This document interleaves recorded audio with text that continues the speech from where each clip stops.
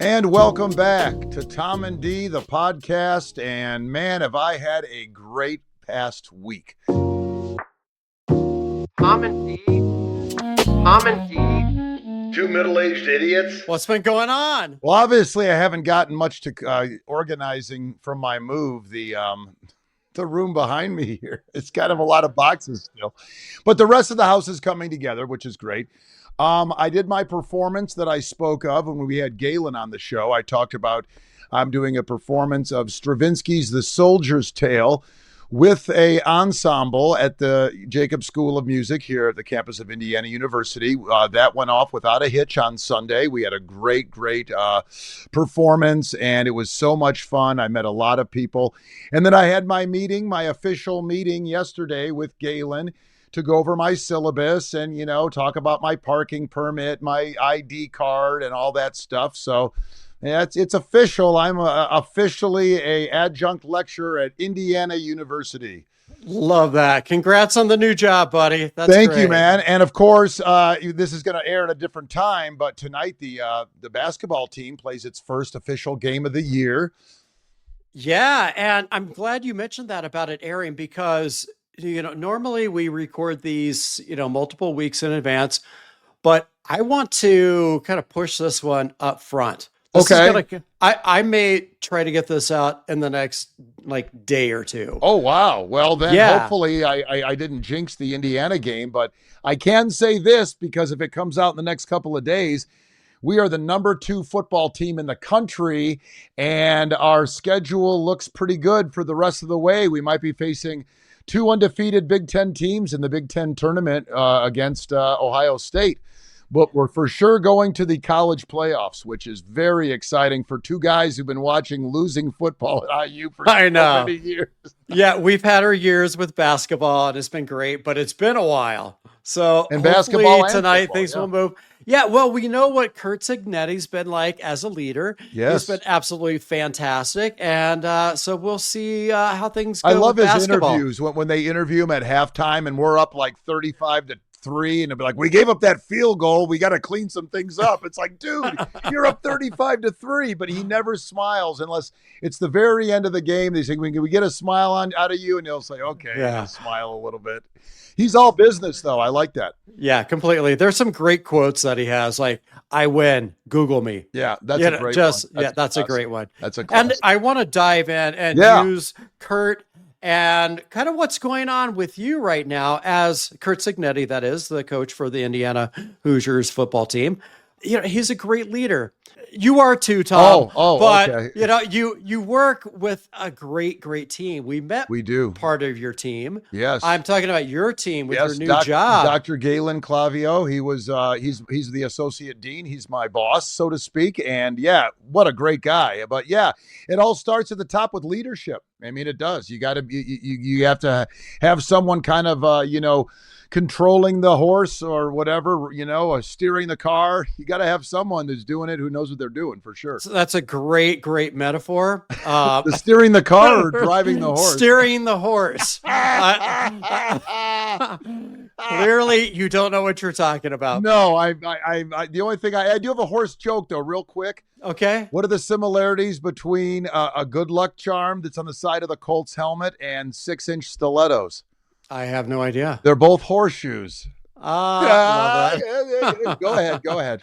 Okay, well, this person that we have on today, she does know a lot about leadership. As a matter of fact, that's her job. I've known her for a long time in various roles, and she has started multiple nonprofits, has worked for nonprofits, and now she coaches CEOs and other leaders for various nonprofits and probably beyond that, or she soon will.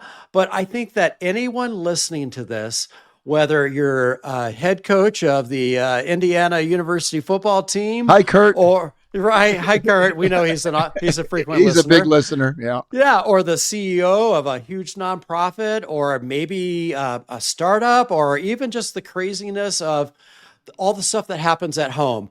There is an infrastructure there. There's leadership.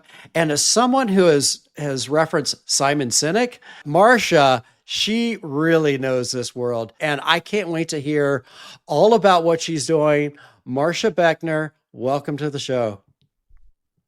Hi, Hi, guys. Marcia. Hi. Hi. Last time I saw you was at a cancer fundraiser for, I think this was a Kentucky Derby party or something that I think I met you at last. That's right. Yeah, we used to host those every year. That's right. Those were fun. And Darren always got me at his table. So, drinking free was always a good thing. I'll show up at anything if there's a free drink. Yeah, that was always so much fun. Just for our audience, Marcia founded an organization called mylifeline.org. And then there was this annual event, Jockey, Juleps, and Jazz. I probably have the order, Jazz, Juleps. No, you got it right. Marcia, you tell us about My Lifeline and what happened to that, how it got started, and how that transitioned to where you are now. Yeah, well, thanks so much for inviting me on here. I've been listening. It's a really fun podcast to listen to. Well, I love talking about leadership, and the most important role of leadership is really to build a healthy culture where their teams can thrive, and that's my passion. I started a nonprofit called My Lifeline, like you mentioned, Darren, and it was an online community, the first of its kind for families impacted by cancer specifically, to get that connection and community going after a cancer diagnosis. My own background is a cancer survivor. I had ovarian cancer when I was 27, and I really struggled with connecting with my friends and family, keeping them up to date with what was going on, getting the support I needed. And that was the impetus to start a nonprofit, to really be able to reach all cancer patients who wanted to not feel as isolated and alone as the journey can be, and really get through treatment feeling supported with a strong network. And so My Lifeline was formed in 2007. And we built the organization up and reached thousands and thousands of people until we decided that we wanted to merge with a global network called Cancer Support Community. And so My Lifeline still exists today as an online support network with discussion boards and connections to other cancer patients going through similar diagnoses. And it's all through Cancer Support Community. It was an incredible experience to merge with this other organization. And then as of the last 5 years, I really noticed, being in the nonprofit world for so long, that most leaders are extremely burnt out, overwhelmed, and stressed.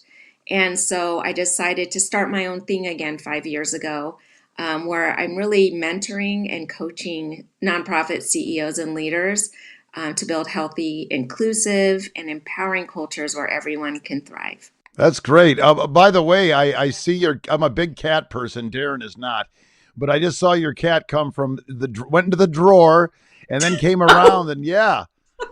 Introduce us. Yeah, this is Julia. Introduce. Middle name Princess. Aw. And she does. Yes. She opens that drawer behind me when she wants to show off. She just pulls the. She's a little camera shy, but if Darren weren't allergic, he would probably be more into cats. Right. So with everything that's going on in the job market, it's not easy, and the competition is fierce, and it seems like it's kind of a crazy time. But it also seems like what I'm seeing from a lot of my clients is budgets are being crushed a lot, both from nonprofits and for-profit companies. Like, they don't know where money is coming from. How is that affecting people that you're working with, and how does that roll over to not just the leadership, but also the entire team? Or is that a factor right now? I mean, that's always a factor. It really is. There's always budgetary constraints. There's always limited resources, right? But where leaders can really leverage the strength of their teams is through culture building and utilizing a structure and a process, measuring it. A lot of leaders, or a lot of people, assume that having a healthy culture is like a soft skill. And let's hope that we all trust each other, that we all respect each other. But it's not. It's a hard skill. It needs to happen in order to maximize the return on your investment from any project that you're working on together, any mission that you're trying to impact. So culture to me is like the core. I was talking to someone just yesterday, and she told me that she has a new boss, and she said she's all business. I haven't gotten to know her at all, and she's like, it's not as fun around the office. Her Hmm. motivation is probably lacking more so than it was before. And then she says, and I have my quarterly review or whatever coming up. I go, and this new boss is doing it, and she said, yeah. I'm like, oh no. I'm like, she hasn't even been there long enough to experience what you've done, nor has she taken the time to get to know you outside of just, get this done. Thank you. So Yeah. is what would you say to a woman like that who has those type of skills that she's doing as a boss?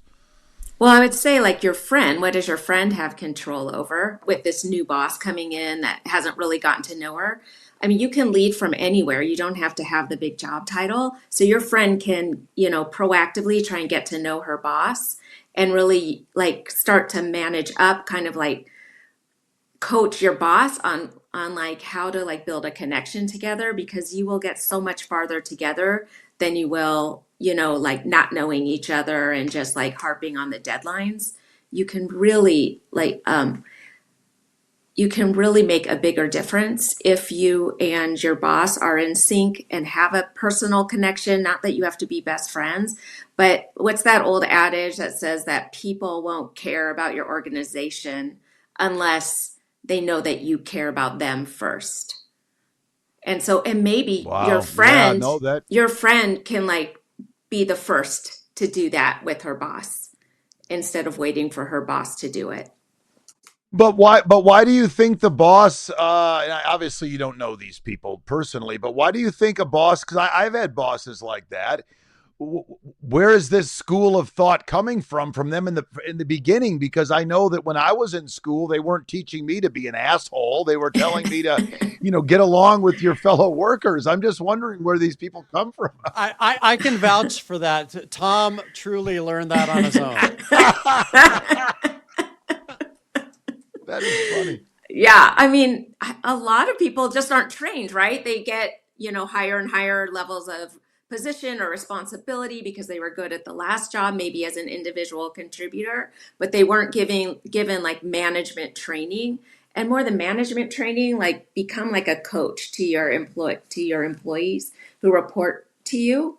Is that is what the young people are looking for now. People talk about generational differences all the time, but this younger generation, they do not want a command and control boss. That's just all business. They want a connection, an emotional connection to the work, to the people around them. And then they're like more free to excel at their job.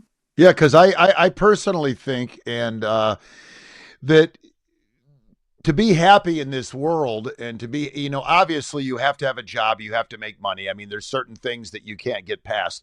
But at the same time, if you enjoy going to work and enjoy the people that you work with and enjoy what you're doing and you feel like you're contributing to something that's bigger than yourself, that to me defines being happy at your job, and it's Yes. like there's so many people that are unhappy at their job. Okay, well, I just want to stem into that with what you do as a coach. When you hear, and I presume you probably hear this from these CEOs and other, leadership roles, where the team isn't coalescing, they're not being a team, and maybe people don't feel appreciated. So, how do you guide people to lead better? Yeah, well, I've designed a model or a framework called CARES, Culture Cares. And CARES is an acronym for commitment, appreciation, respect, engagement, and safety. And decades of research on employee engagement point to those 5 areas as key pillars that people want in their work, and that it sets the tone and it sets the environment where they can thrive and succeed at their jobs and in their lives. So the CARES framework is, we start by measuring where the culture is today with, targeted questions that measure those 5 pillars. And then once we have a baseline and we can understand where we are today, we can take steps forward to pivot into a more healthier culture. And we design it, we co-create it with the whole team. So there's a whole like process behind it, but it's really a streamlined system a simple system when you think about it, but it just helps to have sometimes a guide walking alongside you as the CEO who's more impartial and neutral and just kind of helping guide the process. And I've seen, like, I think about cultures as green, yellow, and red. The red are just like obviously red flags all over the place. The yellow is you're doing okay, but could be much better. And the green is you're excelling. And so I've been fortunate enough to help like steward team cultures from like red to yellow to green. And they have lower levels of turnover, high morale, high trust, high coalescence, like you were talking about. And they reach their goals quicker. They raise more money. They achieve more things. And it's just amazing when you see what a culture can do and become your competitive advantage as an organization.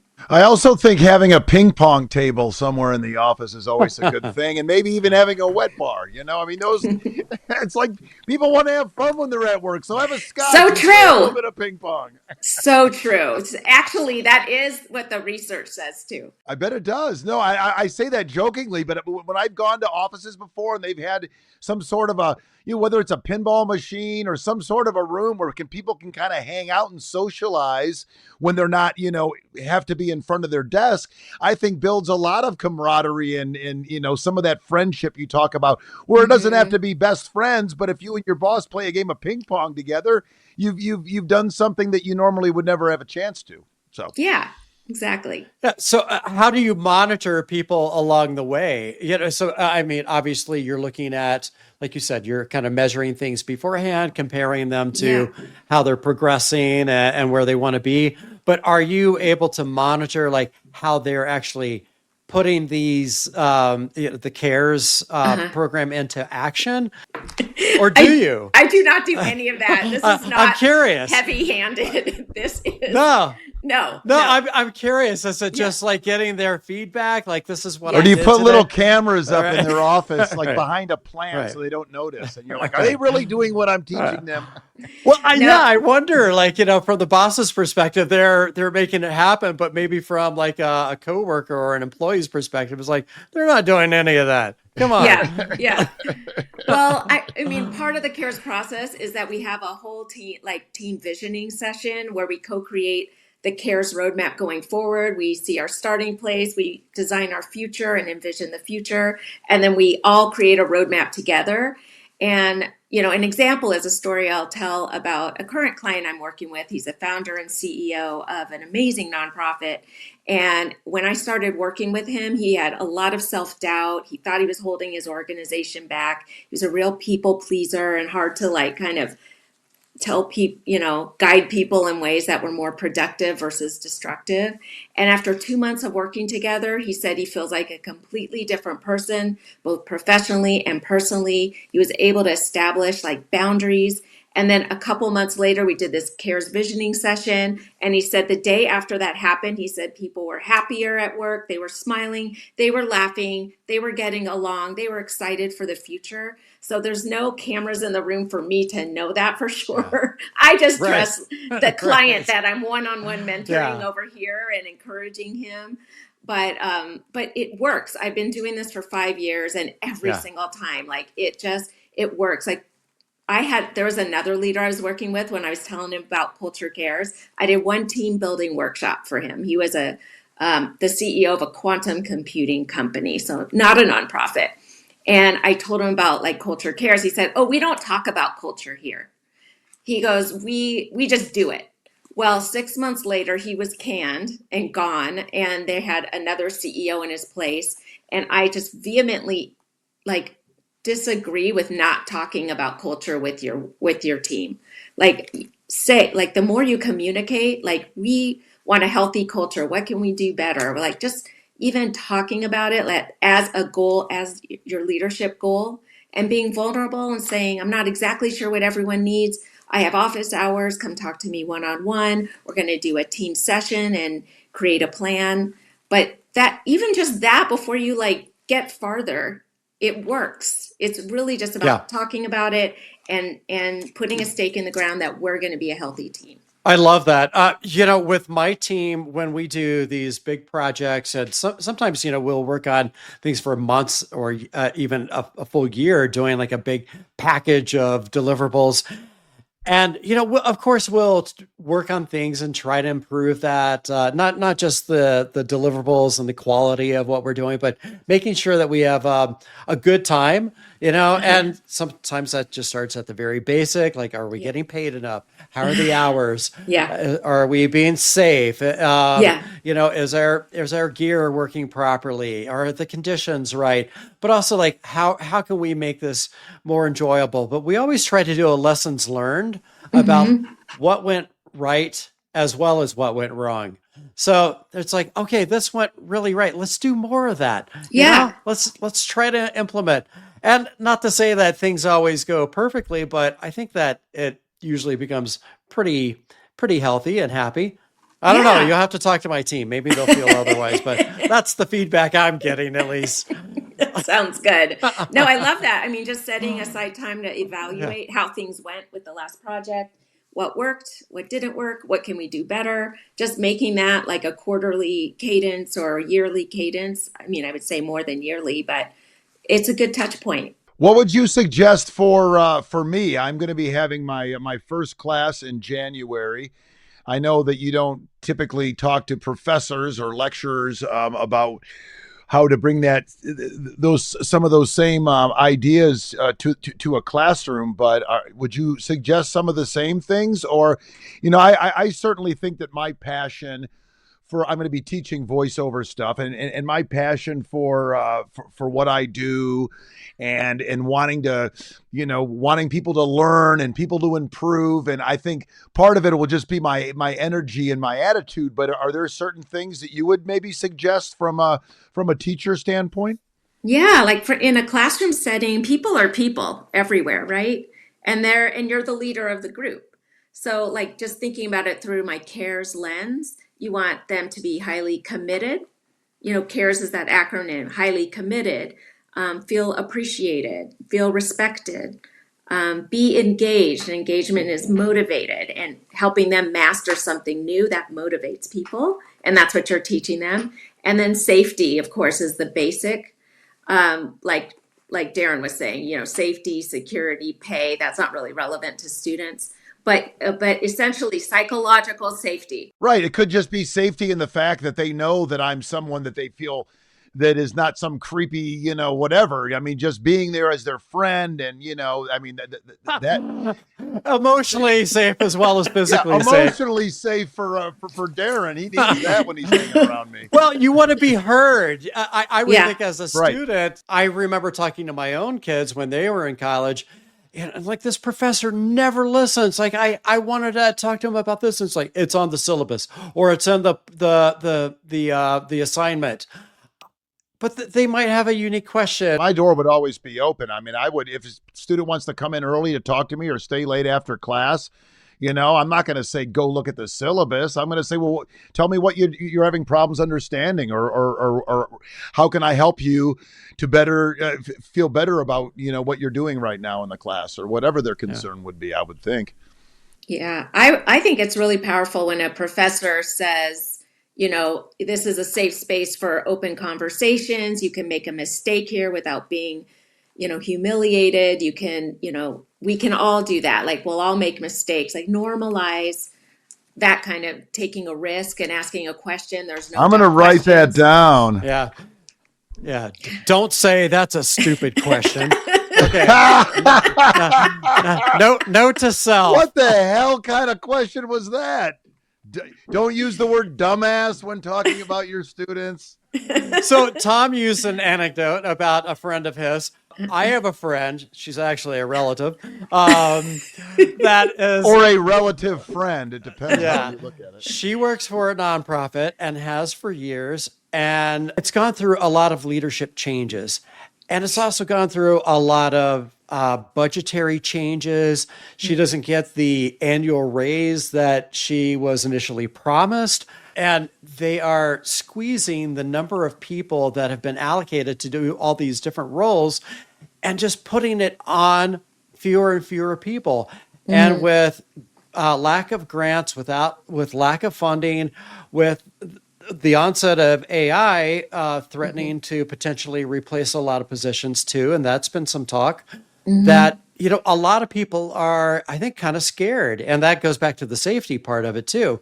That they're scared that their jobs aren't really secure. They're scared, that they can't really ask questions and have the freedom to, I guess, shake things up a little bit and say, like, why are we doing this? They want to almost like not be seen, not be heard. And it's a horrible, horrible culture. And I know she's like not very happy in her circumstance.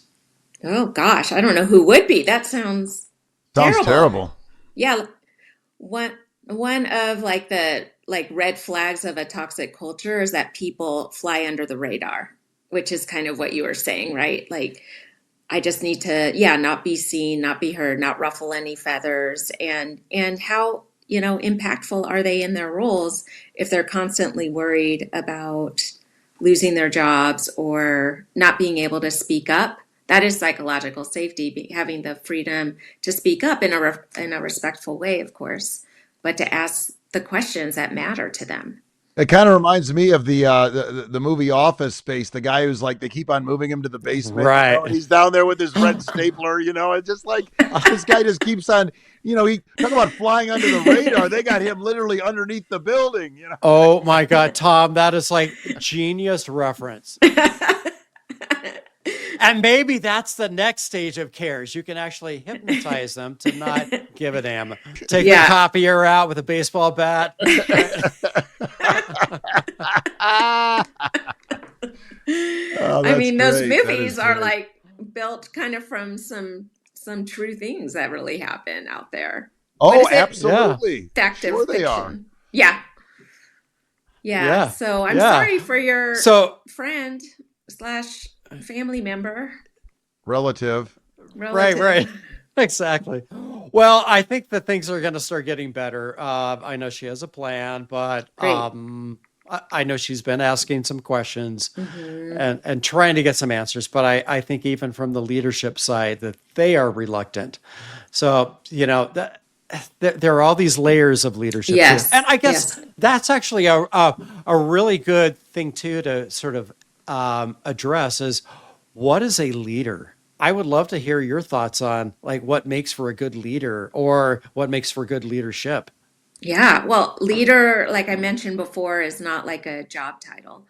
You can be a leader from anywhere in the organization, in your family, in your friend group, right? You can't really be a leader unless there are people that you have like some influence over. And we have influence over the people in our lives. But so leadership is really just, kind of taking the bull by the horns of your own life and kind of, are you leading yourself? First of all, are you staying in a job that you're miserable in when you could be kind of out looking and doing something different? Like, first we've got to lead ourselves, and then we can lead the people around us in a positive way. Or a negative way, right? You could do either one. A lot of times, I have a lot of people that are working around me and I'm in this leadership role, but I try not to look at, even though I'm maybe like in charge, of course, trying to delegate and making people feel like we're all on an equal plane and we're just doing this.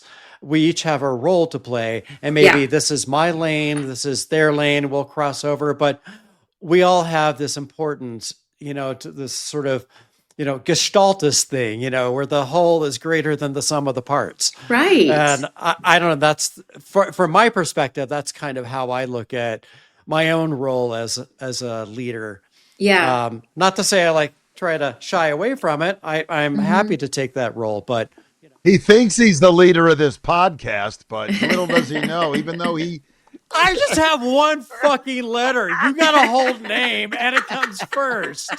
Are you kidding me? Tom and D. Yeah, I know who the leader is now. He's the leader of the pack. Thanks for making me feel safe to voice myself, Tom. What an environment you've created. Yeah, we're gonna need to hire Marcia to come in here and deal with us. Oh my God, this is so toxic.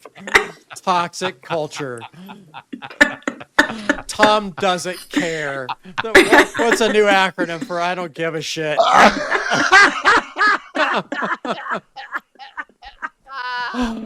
Oh, that's the best laugh I think I've had in a while. Like, it brought me to tears, man. That was so funny. It's Funny not a but safe true. space for you. And if we were in a physical office, I would have to go to HR for sure. Yeah, there would definitely you'd be in HR every day. Today, what did you do today? Come on, Darren, sit And down. Tom dented all the ping pongs, like all the balls. They're all flat. Oh my God. So Marcia, where can people find out more about you And your what you organization, do? Yeah. Yeah, well, I also just started a podcast and I launched it 2 weeks ago. So I'm so excited about it. It's called Nonprofit. Congratulations. That is Thank you. What's it called?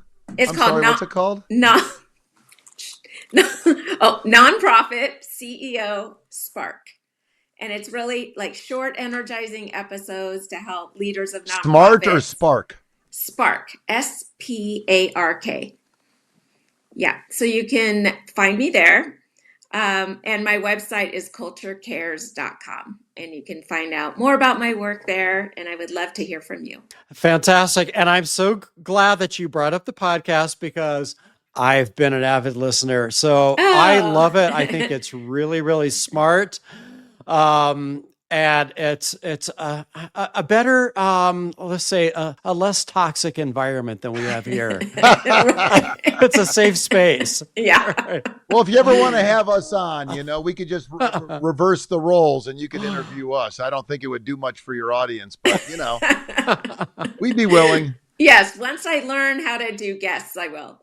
There you go. Well, I got to say something too about Marcia because she said a couple times that she's been doing this for 5 years. And yeah, you might have had your company now for 5 years, but you've been doing this for much longer than that because I've known you for maybe 13, 14? Yeah. And I've seen Marcia walk the walk in her roles with the various organizations that she has started and worked in, and what she has done with her own organization, where it was just an idea that then she launched into this huge nonprofit organization with this incredible event every year that was always my personal highlight. I mean, he had major celebrities and was raising hundreds of thousands of dollars in one day. I mean, I remember seeing this, and you had the head coach of the Denver Nuggets as one of your main guys up there. You had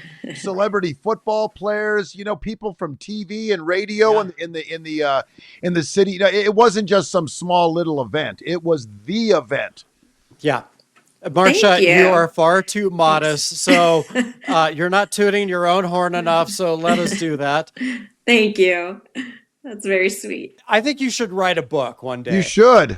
You know what you should call it? You should call it Marcia.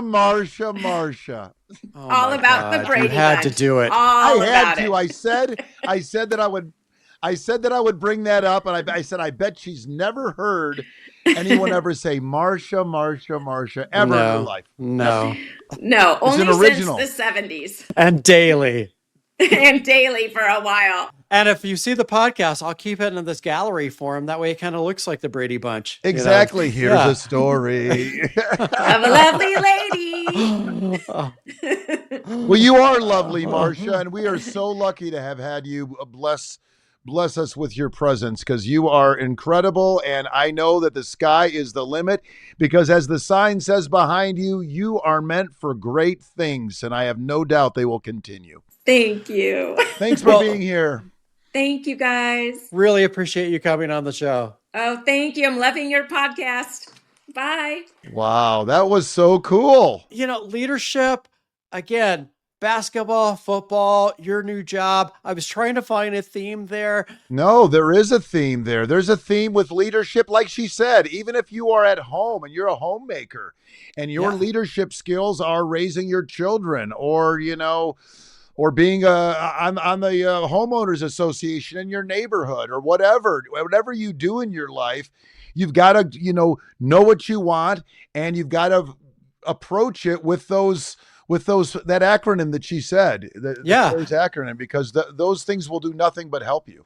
Absolutely. And I think to be a good leader, you also have to be a good follower, You have to be able to listen. You have to be able to follow. You have to be able to work together as a team.